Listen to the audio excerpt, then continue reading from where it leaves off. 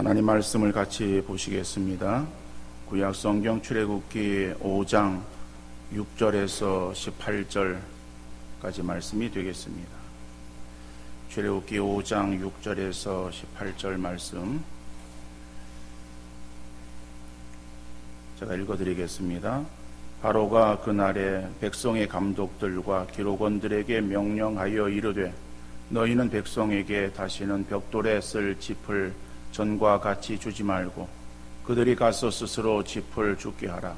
또 그들이 전에 만든 벽돌 수요대로 그들에게 만들게 하고 감하지 말라.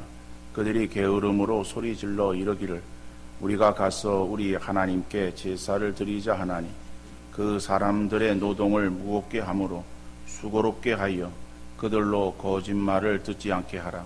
백성의 감독들과 기록원들이 나가서 백성에게 말하여 이르되 바로가 이렇게 말하기를 내가 너희에게 짚을 주지 아니하리니 너희는 짚을 찾을 곳으로 가서 주우라. 그러나 너희 일은 조금도 감하지 아니하리라 하셨느니라. 백성이 애굽 온 땅에 흩어져 곡초 구루터기를 거두어다가 짚을 대신하니 감독들이 그들을 독촉하여 이르되 너희는 짚이 있을 때와 같이 그날의 일을 그날에 마치라 하며 바로의 감독들이 자기들이 세운 바 이스라엘 자손의 기록원들을 때리며 이르되 너희가 어찌하여 어제와 오늘에 만드는 벽돌의 수효를 전과 같이 채우지 아니하였느냐 하니라. 이스라엘 자손의 기록원들이 가서 바로에게 호소하여 이르되 왕은 어찌하여 당신의 종들에게 이같이 하시나이까? 당신의 종들에게 짚을 주지 아니하고 그들이 우리에게 벽돌을 만들라 하나이다. 당신의 종들이 매를 맞사오니 이는 당신의 백성의 죄니이다. 바로가 이르되 너희가 게으르다 게으르다. 그러므로 너희가 이르기를 우리가 가서 여호와께 제사를 드리자 하는도다. 이제 가서 일하라. 짚은 너희에게 주지 않을지라도 벽돌은 너희가 수량대로 바칠지니라. 아멘. 모세가 이스라엘 백성들로 하여금 광야에 가서 하나님께 온전한 제사를 드릴 수 있도록 바로에게 가서 구하라고 하는 하나님의 그 명령을 따라서 지금 내가 당신께 나왔다라고 그렇게 말을 합니다. 결국에 그 모세가 전한 하나님의 말씀, 그러한 말씀을 들은 바로가 고분고분하게 그 말을 들어주는 것이 아니라 하나님이 누구신지 모르는데 내가 어떻게 그 말을 듣겠느냐 라고 강하게 거절합니다. 그 거절하는 거절에 이 모세가 거기 그치지 아니하고 한 걸음 더 나가서 우리에게 사흘길쯤 광야로 들어가서 거기서 하나님께 온전히 제사를 드리기를 원한다. 허락해 달라라고 재차 요구를 합니다. 자, 그러한 요구에 이 모세가 너희가 사흘이라고 하는 그러한 말미를 얻어서 쉬려고 하는 것이 아니냐라고 하는 그러한 마음을 가지고 강하게 거절하는 그러한 소리를 듣고 이 모세와 아론은 바로를 떠나오게 됩니다. 자, 그리고 이어서 애굽의 감독들에게 바로는 지시를 합니다. 그 지시의 내용은 바로가 말한 대로 더 강하게 그들에게 있어서 노동을 시켜라. 그들이 지금 아직 여유가 있기 때문에 저러한 딴 마음을 품고 있는 것이다. 그러니까는 그런 마음을 품지 못하도록 더 저들을 강하게 죄라. 그런 의미로 명령을 내립니다. 자, 모세는 자기의 생각이나 자기의 뜻을 바로에게 전한 것이 아니에요. 하나님께서 강권해서 바로에게 모세를 보내고 그래서 바로 앞에 선 모세가 하나님 말씀을 전한 거예요. 그러면은 하나님의 명령이 바로에게 주어졌을 때에 그 바로가 시행하는 그러한 그 모습들이 이스라엘 백성들에게는 좀 더 편안하고 안전한 그러한 방향으로 나아가야 되는 것이 아니겠습니까? 하나님께서 지시하신 것을 이제 순종하는 마음으로 가서 전달했는데, 그럼 하나님께서 그 일들에 있어서 수월하고 좀 더 편하게 역사하셔야 되는데도 불구하고 오늘 본문의 내용을 보면은 오히려 일이 꼬이고 그리고 문제가 더 가중되어지는 첩첩산중을 당하게 되어집니다. 자, 어떤 오늘 본문의 내용이 어떠한 내용인가 우리가 살펴보면서 그런 본문을 통해서 하나님께서 우리에게 주시고자 하시는 그러한 말씀의 의미를 다시 한번 새기면서 함께 은혜를 나눌 수 있기를 바랍니다. 저쪽으로 오면은 바로가 이 탄압을 지시합니다. 오늘 7절, 8절 말씀 보니까는 너희는 백성에게 다시는 벽돌에 쓸 짚을 전과 같이 주지 말고 그들이 가서 스스로 짚을 줍게 하라. 또 그들이 전에 만든 벽돌 수요대로 그들에게 만들게 하고 감하지 말라. 자, 벽돌을 만들게 하는데 그 벽돌을 만들 때에 짚을 넣어서 만들었습니다. 그러니까 짚을 넣어서 만들었다라고 하는 것은 이것은 벽돌이 갈라지지 아니하고 더 견고한 벽돌을 만들기 위해서 그 안에다가 짚을 넣는 거예요. 우리가 생각할 때에 어떤 건축할 때에 벽돌을 쌓습니다. 근데 그 벽돌을 보면은 그 가운데 뭐 다른 짚이 들어가진 않아요. 근데 오늘 우리가 만드는 그러한 벽돌과 옛날에 만들었던 벽돌은 차이가 있습니다. 지금은 벽돌을 빨간 벽돌은 고온에다가 굽는 거예요. 그렇기 때문에 거기에다가 짚을 넣지 않아도 그 벽돌이 견고한 단단한 벽돌이 되어집니다. 그런데 이 애굽에서 벽돌을 만들었다라고 하는 것은 이것은 흙 벽돌을 만들어서 그것을 그냥 굳힌 거예요. 그러다 보니까는 그냥 흙만 이겨가지고 그래서 네모나게 벽돌 형태로 만들어서 그것을 그냥 굳히면은 그것은 쉽게 부서져요. 그 쉽게 부서지는 것을 방지하기 위해서 그 가운데다가 짚을 넣어서 만듭니다. 예전에 우리 그 시골 집들을 보면은 흙으로 진흙으로 벽을 바릅니다.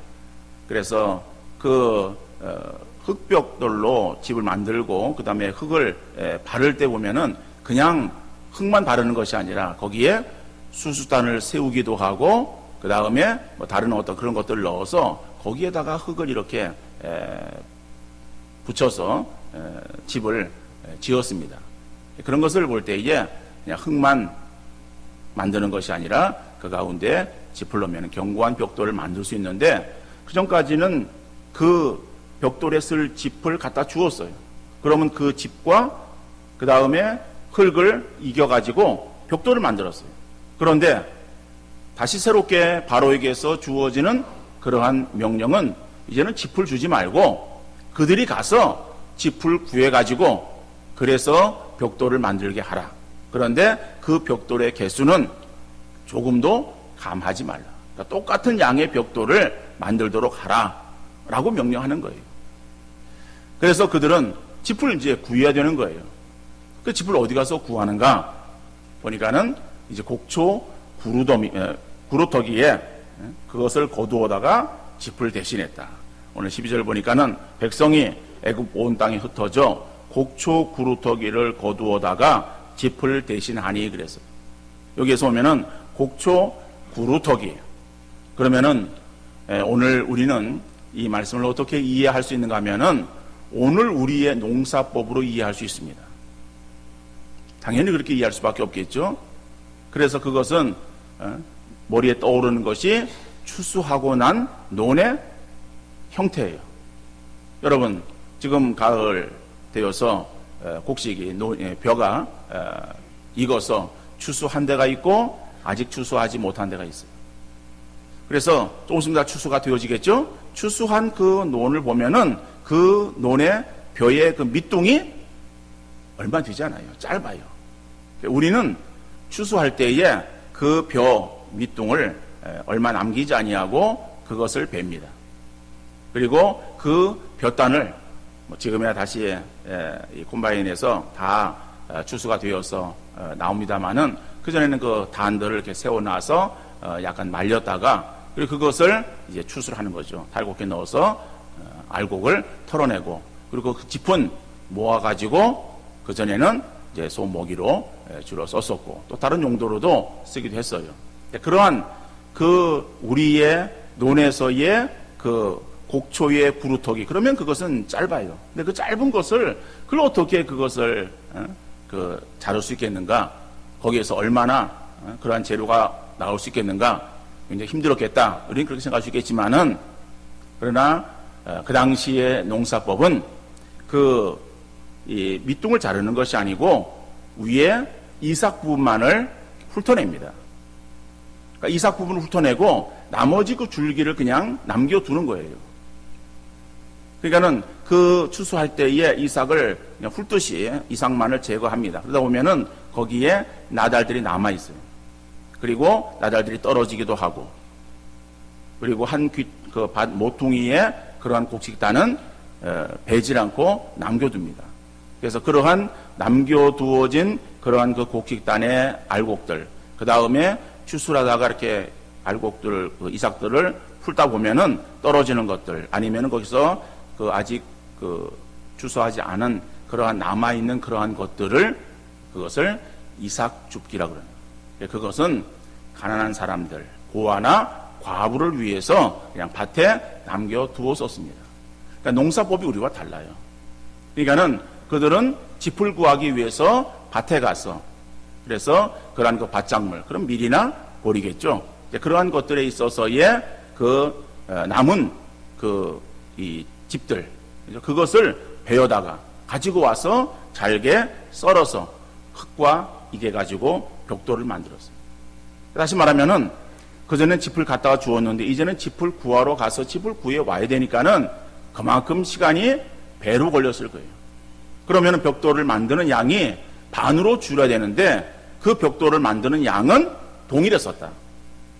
그러니까는 그것은 그만큼 더 일이 가중되어진 것이다 라고 하는 것을 알 수 있겠습니다. 자, 그러니까는 이러한 이 하나님의 그러한 그 말씀을 따라서 행하는 그러한 가운데에 이스라엘 백성들에게 있어서는 오히려 일이 쉬워지는 것이 아니라 일이 더욱더 힘들어지는 그러한 상황에 처하게 되어졌던 거죠. 그런데 그러한 그 이스라엘 백성들의 탄압을 바로가 지시하는데 그럼 왜 바로가 그러한 이스라엘 백성들에게 있어서 탄압을 지시했겠는가? 탄압한 이유가 무엇인가라고 하는 거예요. 그것은 백성들에게 향한 모세의 말을 오해했기 때문에 그렇다. 그러니까 오해에서 빚어진 거예요. 8절 하반절 이하 9절 말씀 보면은 그들이 게으름으로 소리질러 이르기를 우리가 가서 우리 하나님께 제사를 드리자 하나니 그 사람들의 노동을 무겁게 함으로 수고롭게 하여 그들로 거짓말을 듣지 않게 하라라는 거예요. 그러니까는 모세가 바로를 찾아가서 내 백성들을 광야로 보내어서 거기에서 하나님께 온전한 제사를 드릴 수 있도록 해달라라고 요청을 했습니다.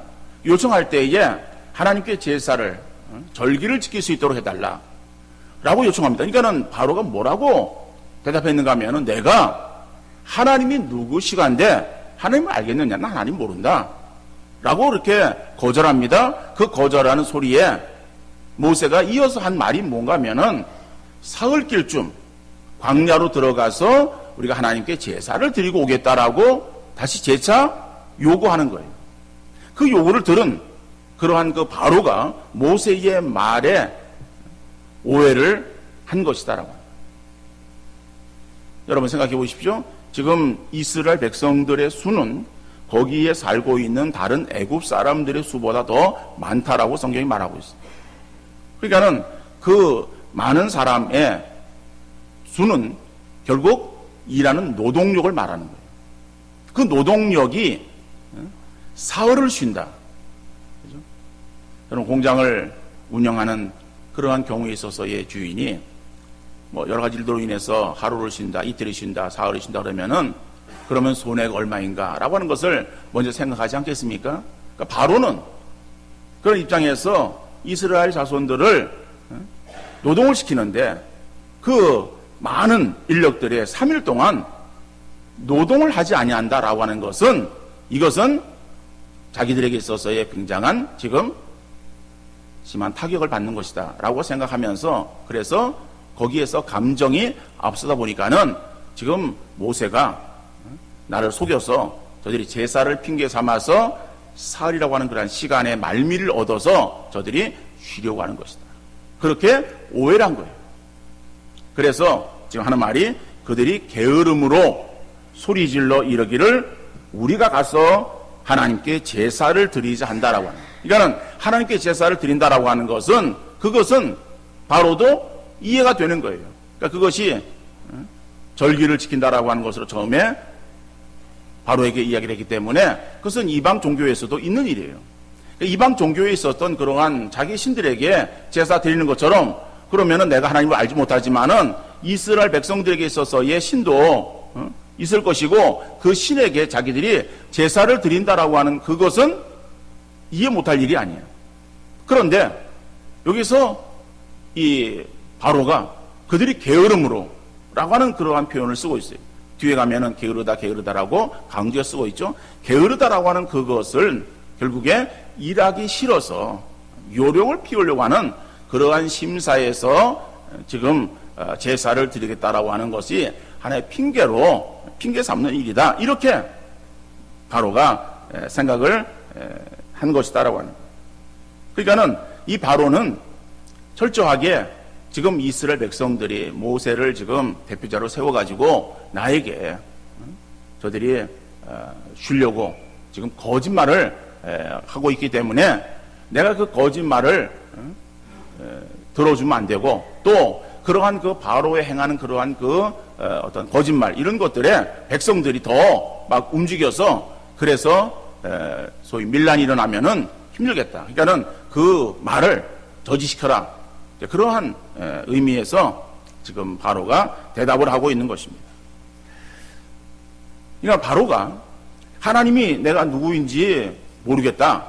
그래서 그 하나님께 뭐 제사 드리는 거 그거 허락하지 않겠다라고 하는 이유도 아니고 그들이 일하기 싫어서 지금 그래서 제사를 핑계 삼아 일하지 않으려고 하는 것이다 라고 하는 그러한 어떠한 그 생각에 앞서다 보니까는 모세가 지금 하고 있는 말에 진정한 의미를 그가 생각하지 못하고 오해를 하고 있는 거예요. 왜 3일이라고 하는 시간이 걸리는가? 라고 하는 그런 이유를 묻지도 않고 왜 광야에서 너희들이 그러면은 꼭 제사를 드려야 되는가? 바쁜데 그저 한적한 곳에 가서 너희들이 그냥 가서 제사 드리면 되지 않겠느냐? 이렇게 말할 수 있을 터인데 바로는 그런 것이 아니었다라고 하는 거죠. 그러니까는 바로 그래서 더 그들에게 강하게 그들을 단합하는 바로 그러한 이유가 바로의 그러한 모세의 말에 대한 오해에서 비롯되어진 것이다 라고 한다 할 때에 오늘 우리의 삶에도 서로의 상대 간에 있어서 오해가 빚어질 수 있어요. 그 오해가 빚어지면은 그 오해는 큰 문제로 발생하게 되어지는 거예요. 그러니까 오해는 작은 사소한 오해가 아무것도 아닌데 사소한 것으로 오해가 되어지면은 그 오해는 더 큰 문제를 야기시키는 것이다. 그러니까 우리가 오해하지 아니하도록 행해야 되는데 오해하지 않는 것은 어떻게 하면 오해하지 않는가? 오해하지 않는 것은 이해하면은 오해하잖아요. 그러니까 이해해야 돼요. 그러니까 이해한다라고 하는 것은 그죠? 이것은 다른 사람의 입장에 서는 것을 말하는 거예요. 내 입장에서 판단하고 생각하는 것이 아니라 그럼 오해가 발생되는 거예요. 이해하려고 하면은 상대의 입장에서 들어주고 그리고 헤아리는 자세가 되어지면은 오해가 아니라 이해가 되어진다. 이해가 되어지면은 그러면은 그 문제를 그대로 들어주지 않아도 그러면 그 문제에 있어서의 본질을 알아서 그러면은 해결 방안이 나오게 되어지는 것이다. 우리 가운데에 이러한 오해로 인해서 다툼이 일어날 수 있어요. 그러니까 우리는 내 감정을 앞세우지 말고 상대의 그러한 말을 이해하는 측면에서 서로 대화를 행해야 될 것이고, 그래서 오해를 우리가 불식시키는 그런 우리의 삶의 자세가 되어야 할 것이다. 어떻든 간에 지금 이 바로가 이스라엘 백성들의 탄압의 이유는 결국 모세가 한 말에 대한 바로의 오해에서 지금 야기되었다. 그런데 그래서 그 오해로 인해서 이스라엘 백성들에게 지금 더 큰 어려움이, 그죠? 가중되어진 그런 노동이 지금 주어지고 있어요. 여러분, 사람에게서 한계가 있잖아요. 일함에 있어서도 한계가 있는데 그 한계를 벗어나면은 감당할 수 없습니다. 그런데 지금 그 짚을 주면서 벽돌을 부어라, 벽돌을 만들라라고 하는 그 일도 지금 힘에 붙이는 일인데, 근데 이제 짚을 구해서 벽돌을 만들라. 근데 그 개수는 감하지 말라라고 하는 그 요구는, 이것은 뭐 감당할 수 없는 거예요. 감당할 수 없는 일들을 시키고 그것을 이제 이스라엘의 기록원들이 관리하고 그 다음에 그 얼마나 개수가 나오는가 이제 파악해야 되는 거예요. 다시 말하면은 뭐 어떻게 했는지는 잘 성경에 나와 있지 않아서 모르지만은 뭐 예를 들어 어떤 그룹을 지어서 그래서 거기에 담당자를 세워 주어 수 있을 거예요. 그 담당자는 그 자기에게서 몇 명이기 때문에 몇 개의 벽돌이 나와야 되는데 지금 누가 몇 개 했는지 그런 것들을 이렇게 개수를 파악해서 그래서 개수만큼 했는지 안 했는지를 관리해야 되는 그러한 사람을 세웠을 거예요. 근데 그런 세운 사람들은 이스라엘 사람들이에요. 그 기록원들을 또 감독하는 사람들은 애굽 사람들이에요. 그 애굽 사람들이 또 자기의 어떠한 조에 몇 개 팀에 있는데 그 팀에 일이 되어졌는가 확인을 해볼 때에 일이 되어지 않은 그러한 그 팀에 있어서의 기록원들을 이 애굽 감독이 다구치는 게 제대로 되지 않으니까는 거기다가 매를 가했어요. 그러니까 이스라엘 백성들에게는 더 심한 그런 노동이 가중되었고, 그리고 그것을 관리하는 이스라엘의 기록원들에 대해서는 폭행이 주어졌고, 그러니까는 이거는 뭐 많은 그런 어려움들이 지금 주어지고 있는 것이죠. 이런 어려움들을 가지고 이제 그 문제를 해결하기 위해서 바로를 찾아갑니다.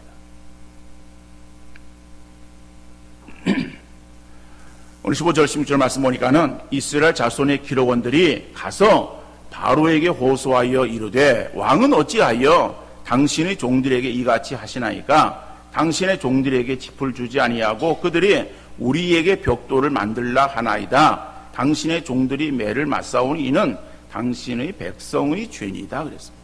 이 말이 무슨 말인가 하면은요,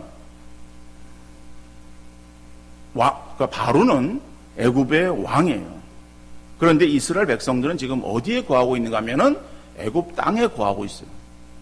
애굽 땅에 거하고 있고 많은 수이지만은 그러나 그들은 애굽 사람들은 아니에요.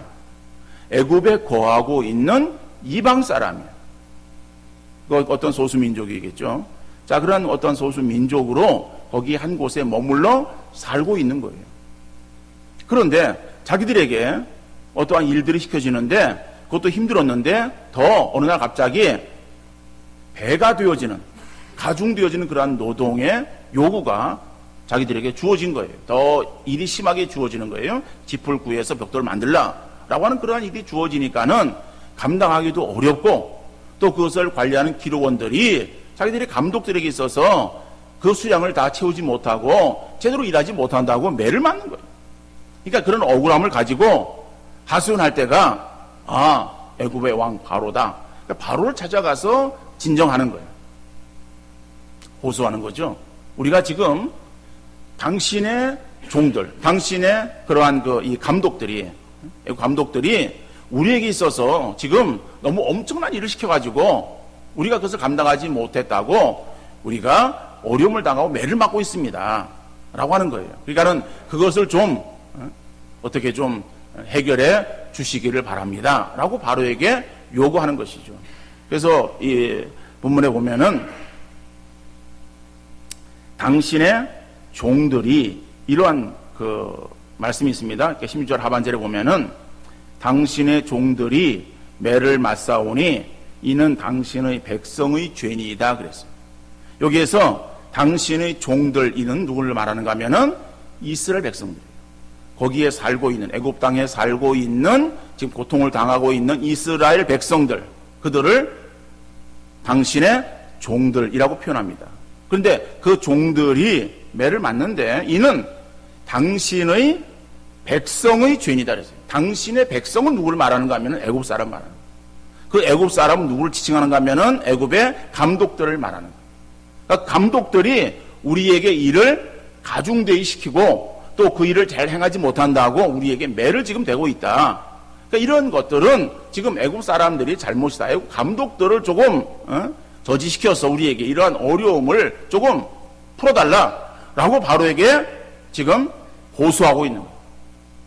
여러분, 그런데 문제의 해결 방안이 바로를 찾아오는 것이었는가? 왜냐고 하면은 그 문제가 어디서부터 시작이 되어졌는가 하면은 애굽 사람들의, 애굽의 감독들에게서 그 일이 지시되어지는 것이 아니라 바로에게서 나온 거예요. 바로가 지시한 거예요. 그러니까 바로는 지금 오해하고 있어요. 그래, 그 바로가 오해하는 데서 감독들에게, 야, 이스라엘 백성들에게 더 엄하게 일을 시켜라 라고 명령을 내렸는데, 그런데 바로에 가가지고 지금 애굽 사람들이 우리를 힘들게 하고 있습니다. 좀 이거를 고쳐주시고 우리를 좀 편하게 해주십시오 라고 요구한다고 바로가 듣겠어요? 그러니까 이건 지금 문제 해결의 길을 잘못 찾아온 것이다 라고 하는 것이죠. 결국 그 일로 인해서 자기들에게 있어서 문제가 해결되어지는 것이 아니라 속된 표현으로 욕만 먹고 돌아오는 거예요. 바로가 뭐라고 말합니까? 그들이 게을러서 그렇다라고 하는 거예요. 너희가 게을러가지고 이런 일들을 행하고 있다. 여러분, 오늘 이것이 우리가 살펴본 오늘 본문의 내용입니다. 그러면은 이 내용을 가지고 우리가 무엇을 알 수 있는가라고 하는 것이죠. 첫째로 문제의 현상만을 바라보지 말고 문제의 원인을 찾아서 해결해야 된다라고 하는 거예요. 사람들은 파도가 밀려올 때에 그 파도만 바라봅니다. 그러나 파도는 공연히 일어나는 것이 아니기에 파도가 칠 때에 그 파도를 일으키는 원인이 되어지는 바람을 생각할 수 있어야 된다라고 하는 거예요.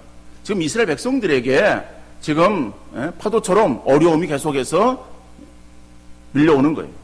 그런데 그 어려움의 문제를 해결하기 위해서 지금 이것은 애굽 사람들이 우리를 힘들게 하는 것이고 그래서 그 애굽 사람의 감독들을 저지시키고 그것을 누를 수 있는 것은 애굽의 왕 바로밖에 없다. 그러니까 바로를 찾아가는 것이다. 그래서 바로를 찾아간 거예요.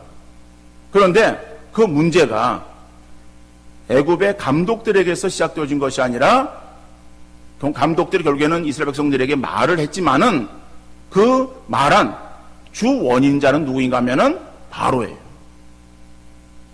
그러니까는 바로를 찾아가서 문제 해결을 원하는 것이 이것은 잘못되었다라고 해요. 그러니까 바로는 문제를 일으킨 사람이지 거기 찾아간다고 문제가 해결되어지는 것이 아니다라고 하는 거예요. 그러니까 문제 해결의 원인을 찾지 못하면은 그러면은 그 문제를 영원히 풀 수 없는 거예요. 우리는 그렇습니다. 나타나는 현상만을 바라보는 거예요. 어려움이 주어지면은 어려움의 현상만을 바라보고 이 어려움이 지나가기를 원하는 거예요. 그래서 어려움이 지나가면은 문제의 어떤 원인까지 다 해결되어진 것을 생각해요. 여러분, 나타나는 어려움, 현상이라고 하는 것은요, 어떤 원인으로 인해서 주어지는 그러한 나타나는 표면적인 거예요. 표면적인 것 전부가 아니에요.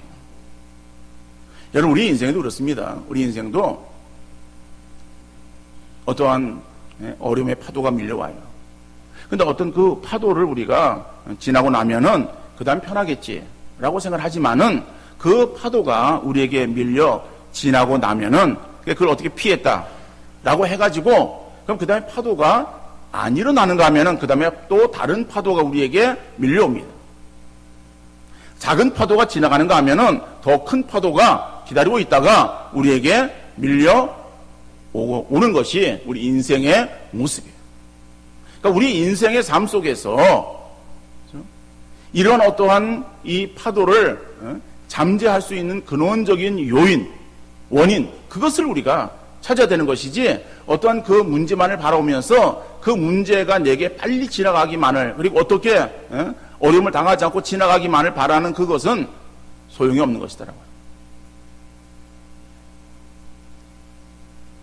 집에, 방에 불이 들어오지 않으면은 그것은 전기에 문제가 있는 거예요. 전구에 문제가 있든지, 전선에 문제가 있든지, 스위치에 문제가 있든지, 그죠? 전기에 대한 문제. 그럼 전기 왜 그랬는가라고 하는 그런 그 원인을 바로 알아야 되는 것이지, 그 불이 들어오지 않았는데 엉뚱하게 수도를 만지고 있다라고 한다면은, 그러면은 그 전기가 들어오겠어요? 그거는 어리석은 일이다라고. 오늘 우리에게 있어서 마찬가지입니다. 인생에 있어서의 모든 문제는 그 원인을 알아야 돼요. 문제 해결의 방법을 알아야 돼요. 공식을 알아야 돼요. 수학에는 공식이 있어요. 요즘 수학이 점점 어려워진다 그래요. 또 새로 개편되어지는 그러한 저학년 그 수학책, 이것을 고학년 아이가 풀도록 해도 만점 맞지 못하고 틀리는 그런 문제가 있는 정도의 수준이 더 높아졌다 그래요. 그래서 수학을 점점 포기하는 사람이 많다 그래요. 여러분, 수학이라고 하는 것이 그래요. 원인을, 그 어떠한 원리를 모르고 공식을 모르면은 수학 문제는 정말 힘듭니다. 풀 수가 없어요. 그런데 공식을 알고 원리를 알면은 수학 문제는 풀려지는 거예요. 어렵게 보여지는 거, 정말 풀 수 없을 것처럼 보여지는 그러한 것이 원리를 알고 공식에 대입하면은 문제가 아주 쉽게 풀려져요. 그런데 공식을 모르면은 그 수학 문제는 아무리 붙들고 끙끙거려도 문제가 풀리지 않는다라고요. 우리 인생에도 그렇습니다. 여러분, 지금 본문에서 보면은 이스라엘의 백성들이 문제를 풀기 위해서 바르게 찾아간 것은, 그것은 문제 해결의 바른 원리를 그들이 알지를 못했던 거예요. 바로가 그들에게 있어서 문제 해결의 어떤 원인자로 생각하고 찾아갔지만은 그것은 엉뚱한 데 찾아가서 지금 구하고 있는 것이다. 그러니까는 이스라엘의 기록자들이 그들의 어려운 문제를 가지고 바로를 찾는 것이 아니라 하나님을 찾아서 하나님의 도우심을 구하는, 하나님 앞에 동해자복하고 하나님 앞에 무릎을 꿇어서 기도하는, 하나님을 구하는 그러한 그 삶을 살았다면은 하나님께서 그들의 도움이 되셨을 거예요. 그들에게 하나님의 뜻을 알려주셨을 거예요. 그런데 그들은 하나님을 찾는 것이 아니라 문제를 바라보면서 문제의 현상을 풀기 위해서 바로를 찾았다. 결국 그것은 자기들의 문제를 해결하지 못하는 그런 어리석음을 범하게 되어진 것을 알 수가 있습니다. 그래서 우리가 문제 현상만을 바라보는 것이 아니라 어떠한 그 문제의 원인을 우리가 바로 알고, 그리고 그 문제를 풀기 위한 궁극적인 그러한 요인을 우리가 알아야 되는데, 바로 그것은 하나님 앞에 나오는 것이고 하나님의 도우심을 구하는 것이고 하나님을 찾는 그러한 심령이 되어질 때에 하나님께서 우리에게 은혜를 베풀어 주실 줄 믿습니다. 두 번째로는 세상과 타협해서는 안 된다라고 하는 거예요. 여러분, 바로를 찾아가는 것은 결국 타협안을 마련하기 위함이에요.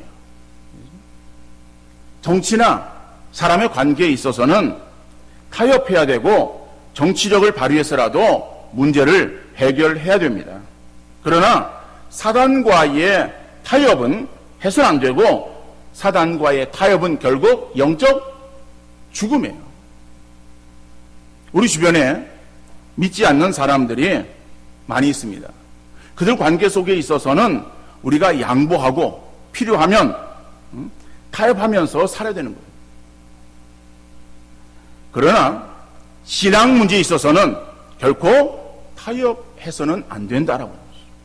신앙 문제에 있어서 타협이 있을 수 없어요. 다른 종교에 대해서 우리가 비난하거나 배척해서는 안 되지만은 기독교를 파괴하고 말살시키려는 이슬람에 대해서는 우리가 단호하게 배척해야 되는 것입니다. 우리가 다른 기독교 이외의 다른 종교들이 있어요. 다른 이단을 말하는 것이 아니라, 다른 이단 종파를 말하는 것이 아니라 그러니까 다른 종교가 있어요. 그 종교를 우리가 무슨 뭐 비난하고 배척하고 그 잘못되었다 뭐 그렇게 우리가 소리 지르고 뭐 그러는 것은 바람직하지 못합니다.